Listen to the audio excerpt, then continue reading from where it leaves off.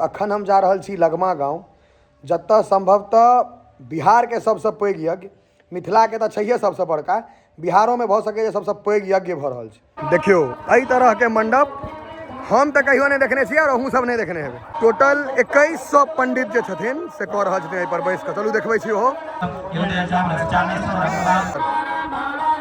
देखियो 2100 पंडित अहाँके बैसल छथिन और मंत्रोच्चारण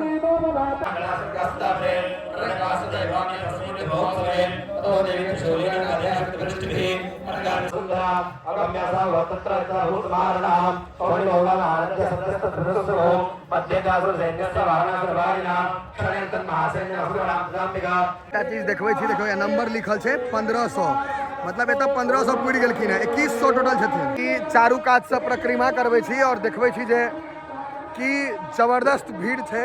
जे सब गोटा नहीं आबि पाएब उनका सबके हम ऑनलाइन परिक्रमा लगवा देलहुँ हैं, एक चक्कर ऑनलाइन। कलश चारू तरफ कलश, कते कलश रहे पंडित जी? 1100 पंडित कते छथिन बैसल? 2100 पंडित जी बैसल छथिन और 1100 कलश रहे में। वाह देखियो सब गोटा। यहाँ देखियो ध्वज, जय श्री राम।